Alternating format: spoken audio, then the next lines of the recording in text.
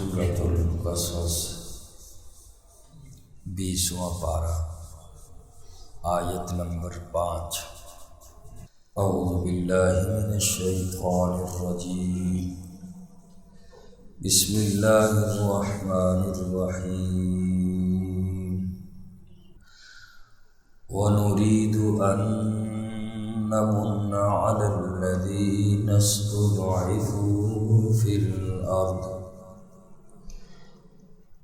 الْأَرْضِ وَنَجْعَلَهُمْ أَئِمَّةً وَنَجْعَلَهُمُ الْوَارِثِينَ۔ وَنُرِيدُ اور ہم ارادہ کرتے ہیں، أَن نَّمُنَّ یہ کہ ہم احسان کریں، عَلَى الَّذِينَ اسْتُضْعِفُوا جن کو کمزور بنا دیا گیا، فی الارض زمین میں، وَنَجْعَلَهُمْ اور ہم ارادہ کرتے ہیں کہ ہم ان کو بنائیں، أَئِمَّةً پیشوا، وَنَجْعَلَهُمْ اور ہم بنائیں ان کو الوارثین وارث۔ اس سے پہلی آیات پاک کے اندر فرعون کا ذکر تھا کہ فرعون زمین میں سرکشی اختیار کر چکا تھا، اور اسی طریقے سے اس نے جو خواب دیکھا، بنی اسرائیل کے لڑکوں کو بچوں کو ذبح کرنے کا حکم دیا اور ان کی عورتوں کو زندہ چھوڑنے کا۔ اس آیت کریمہ میں اللہ فرماتے ہیں، چونکہ بنی اسرائیل کو فرعون نے دبا کے رکھا ہوا تھا، ظلم اور زیادتیاں کرتا تھا، اللہ فرماتے ہیں کہ ہمارا ارادہ یہ تھا کہ ہم اسرائیلیوں کو ذلت سے نکال کر عزت دیں، غلامی سے نکال کر ہم انہیں سردار بنائیں، اور پھر ہم انہیں سلطنت اور حکومت عطا کریں۔ تاریخ گواہ ہے کہ اللہ نے ان کو پہلے شام فلسطین کا وارث بنایا، اور پھر ان کو مصر کی سلطنت بھی ان کو ملی، اور اگلی آیت میں جو فرمایا کہ ہم ان کو قدرت دیں گے زمین میں، اور حضرت موسیٰ علیہ السلام اور حضرت ہارون علیہ السلام کو بھی اللہ نے اقتدار دیا، اور بعد میں بھی بنی اسرائیل والوں کا صدیوں تک اقتدار رہا۔ تو اللہ پاک نے ان کو أَن نَّمُنَّ عَلَى الَّذِينَ اسْتُضْعِفُوا فِي الْأَرْضِ اللہ نے ان لوگوں پر احسان کیا، بنی اسرائیلیوں پر، ان کو زمانے کا اقتدار بھی دیا، امام بھی بنایا، اور اللہ فرماتے ہیں وَنَجْعَلَهُمُ الْوَارِثِينَ ہم نے ان کو زمینوں اور مکانوں کا بھی وارث بنایا، اور ہم نے ان کو قدرت بھی دی۔ کسی مشن کو استحکام اس وقت حاصل ہوتا ہے جب قوم کا ہر فرد اس مشن سے واقف ہو۔ اگر بعض لوگوں کو مشن کا معلوم ہے اور بعض لوگ مشن کو نہیں جانتے، تو پھر وہ لوگ ترقی نہیں کر سکتے۔ اسلام بھی دنیا میں اسی لیے پختہ نہیں ہے، صرف قرآن کو جاننے والے، اسلام کو جاننے والے لوگ 2% ہیں، اسلام سے واقف 2% لوگ ہیں، باقی کسی کو مذہب کے مشن کا پتہ نہیں، اسلام کا مشن پتہ نہیں، اور صرف ہم لوگ کلمے ہی کے مسلمان ہیں، اور جب اسلام سے حقیقی معنوں میں واقفیت ہوگی، قرآن کریم سے واقفیت ہوگی، تو پھر ہر انسان اس کے نفاذ کا نعرہ لگائے گا کہ اب جی نظام قرآن کا ہونا چاہیے، نظام مصطفیٰ ہونا چاہیے۔ تو یہ اس صورت میں ہے کہ جب مشن کو سب لوگ جانیں، ہر لوگ واقف ہوں، ہر فرد جب تک واقف نہیں ہوگا تو مشن آگے نہیں بڑھ سکتا۔ آج دنیا میں دیکھ لیں، اور یعنی فحاشی اس کی تشہیر ہو رہی ہے ہر جگہ۔ آپ سوشل میڈیا پہ دیکھیں، الیکٹرانک میڈیا دیکھیں، پرنٹ میڈیا دیکھیں، کسی بھی چیز پہ دیکھیں، ہر طرف جس چیز کی مشہوری ہو رہی ہے وہ عریانی اور فحاشی اور یورپ کی تہذیب کی تشہیر ہے۔ ان کا مشن ہر بندے تک پہنچا ہوا ہے، بلکہ مسلمانوں کے بھی ہر بچے تک اتنا اسلام نہیں پہنچا کہ جتنا یورپ کی تہذیب پہنچ چکی ہے۔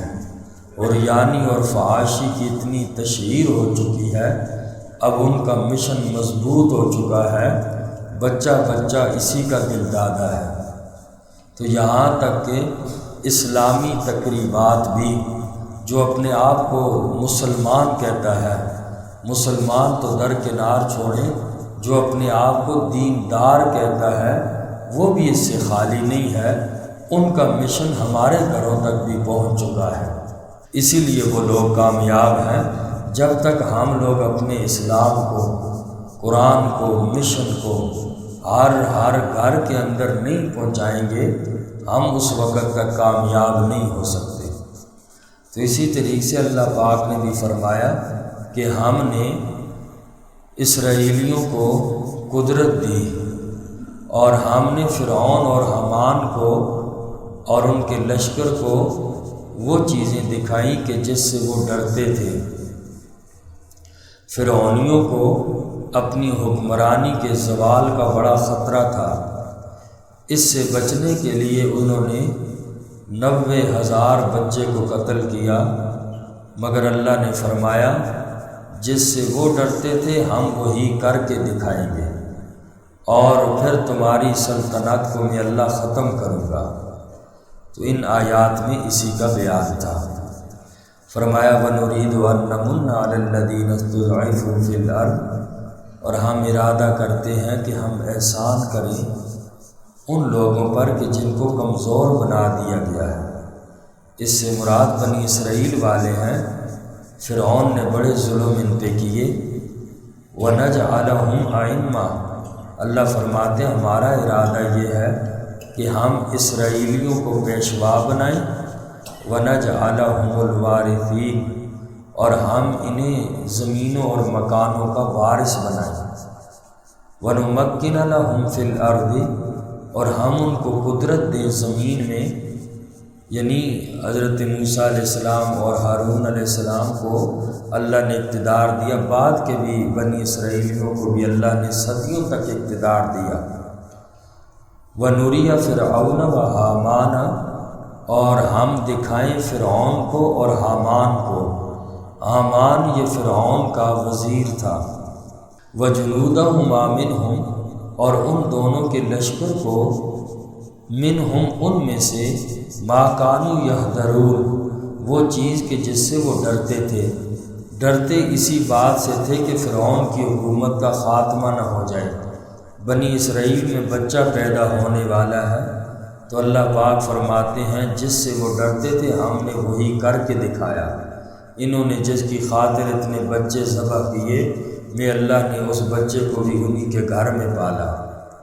وَأَوْحَيْنَا إِلَىٰ أُمِّ مُوسَىٰ، اور ہم نے الہام کیا حضرت موسیٰ علیہ السلام کی والدہ کی طرف۔ حضرت موسیٰ علیہ السلام کی والدہ محترمہ کا نام یوکابد تھا، اور عربی میں یوکابز کہتے ہیں۔ ان کا نام لکھا ہے اردو میں یوکابد دال کے ساتھ ہے، عربی میں دال کے ساتھ ہے۔ حضرت موسیٰ علیہ السلام کے والد محترم کا نام عمران تھا۔ اللہ فرماتے ہیں کہ ہم نے موسیٰ علیہ السلام کی ماں کی طرف الہام کیا کہ ان ارضعی، یہ کہ اس بچے کو تو دودھ پلاتی رہے۔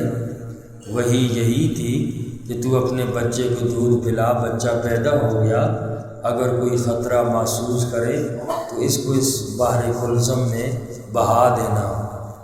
تفسیری روایات کے اندر آتا ہے کہ 3 مہینے تک موسیٰ علیہ السلام کو ماں نے اپنے پاس ہی رکھا اور دودھ پلاتی رہی۔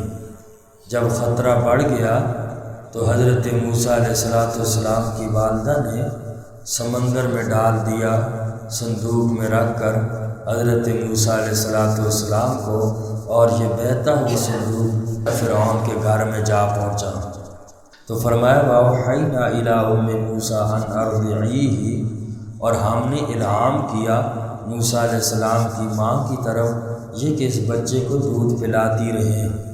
فَإِذَا خِفْتِ عَلَيْهِ، پھر جب خطرہ ہو اس کا، فَأَلْقِيهِ فِي الْيَمِّ، تو ڈال دے اسے دریا میں ڈال دینا۔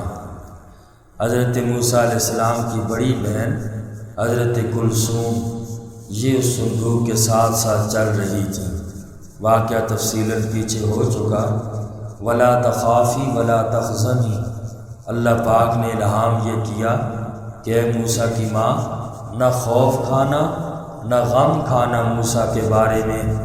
کیوں؟ اس لیے کہ اِنَّا رَادُّوهُ إِلَيْكَ، میں اللہ اس موسیٰ علیہ السلام کو، تیرے بچے کو تیرے پاس لوٹاؤں گا، ہم اسے لوٹائیں گے تیری طرف۔ وَجَاعِلُوهُ مِنَ الْمُرْسَلِينَ، اور اسے بنا دیں گے رسولوں میں سے۔ ماں کو تسلی بھی دی، غم نہ کرنا، خوف نہ کرنا، دریا میں ڈال دے، آگے حفاظت میں اللہ کروں گا، تو دیکھ موسیٰ کو میں تیرے پاس کیسے لوٹاتا ہوں۔ فَالْتَقَطَهُ آلُ فِرْعَوْنَ، جب پانی میں بہہ پڑے اور بہا دیا پانی میں صندوق میں رکھ کر، اور اللہ فرماتے ہیں پھر اس کو اٹھا لیا فرعون کے گھر والوں نے، لِيَكُونَ لَهُمْ عَدُوًّا وَخَزَنًا، تاکہ وہ بن جائے ان کے لیے دشمن اور پریشانی کا باعث۔ مطلب یہ کہ انہوں نے بچے کو تو اٹھا لیا، مگر بالآخر وہی بچہ ان کا دشمن ثابت ہوا اور ان کے لیے غم کا باعث بنا۔ اِنَّ فِرْعَوْنَ وَحَامَانَ، بے شک فرعون اور حامان، وَجُنُودَهُمَا، اور ان کے لشکر، کانوا خاطئین، تھے وہ خطا کار۔ فرعون اور اس کا وزیر جو حامان تھا، فرمایا اور ان کے لشکر والے جو تھے، ان دونوں کے جو لشکر تھے یہ خطا کار لوگ تھے کہ ان کی پالیسیاں غلط تھیں۔ 90,000 بچے کو قتل کیا، اور جس بچے کے لیے قتل کیا اتنے بچے قتل کیے، لیکن وہی بچہ جو ان کی حکومت کو ختم کرے گا وہ گھر میں پل رہا ہے، تو اس لیے فرمایا کانوا خاطئین، فرعون، حامان اور ان کے لشکر جو تھے یہ خود غلطی پر تھے، خطا کار تھے۔ انشاءاللہ آگے واقعہ پھر گیا۔ الحمدللہ رب العالمین والعاقبۃ للمتقین، والصلاۃ والسلام علی سید الانبیاء والمرسلین وعلی آلہ واصحابہ اجمعین۔ ربنا تقبل منا انک انت السمیع العلیم وتب علینا انک انت التواب الرحیم۔ پوری امت مسلمہ کے مرحومین کے لیے دعا فرمائے، اللہ سب کی قبروں کو منور فرمائے، بالخصوص جن احباب نے اپنے والدین کے لیے دعا کا فرمایا، اللہ تعالیٰ ان کو کروٹ کروٹ جنت الفردوس نصیب فرمائے۔ حاضرین مجلس میں جتنے احباب تشریف فرما ہیں، جن کے والدین دنیا سے چلے گئے، عزیز و قارب، اللہ سب کو جنت میں اعلیٰ مقام نصیب فرمائے، کروٹ کروٹ جنت الفردوس نصیب فرمائے، اللہ آخرت کی منزلیں آسان فرمائے۔ جن کے والدین زندہ ہیں اللہ ان کی زندگیوں میں برکتیں عطا فرمائے، محتاجی والی ذلت والی زندگی سے محفوظ فرمائے، اللہ ہم سب کو نیکیوں والی زندگی کی توفیق نصیب فرمائے، گناہوں والی زندگی سے اللہ ہم سب کی حفاظت فرمائے۔